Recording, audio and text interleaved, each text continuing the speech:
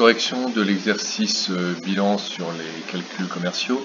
Donc je vais corriger directement sur le tableur. Je vous ai fait les questions sur le côté et j'ai rempli le tableur au fur et à mesure. Alors la première question consistait à remplir le tableur. Alors là vous aviez juste les prix unitaires ici que vous pouviez remplir pour l'instant. Question 2, on vous demandait les surfaces de plafond et de mur à peindre, sachant qu'il fallait deux couches. Si on multiplie par deux les surfaces indiquées, on arrive à 100 m² pour le plafond et 130 m² pour les murs. Après, donc, si on regarde le conditionnement des pots, ce sont donc les pots de 10 litres qui vont être les plus intéressants, puisqu'on peut ne prendre que des pots de 10 litres, puisqu'on a les multiples de 10.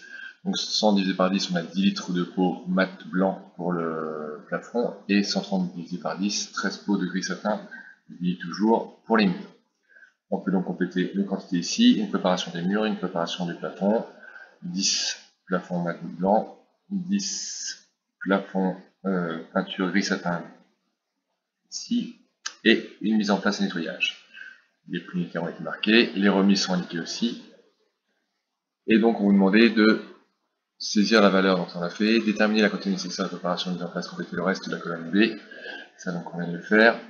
On arrive donc à la question 6 et à la question 7. Donc la question 6, il fallait compléter avec la formule qui est indiquée, c'est-à-dire prendre le prix unitaire, le multiplier par 1 moins la remise. En fait ça revient à faire les coefficients qu'on a vus dans le cours.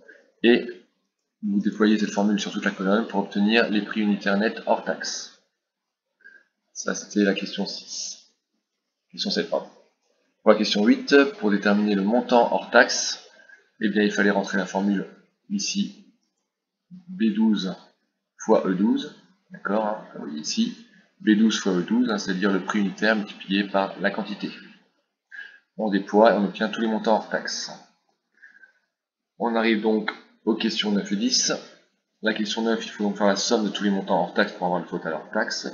Et ce montant, on l'obtient, cette somme, on l'obtient en faisant soit en écrivant égal F12 plus F13, ainsi de suite, ou alors en utilisant la fonction somme, ce que j'ai fait ici. Vous voyez, somme de F12.2.F17, ça vous fait la somme de toute la colonne.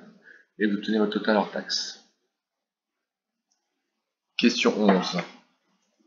Pour calculer le montant de la TVA, on vous demande de remplir la formule F20 fois F21, c'est-à-dire le total hors taxe multiplié par le taux de TVA.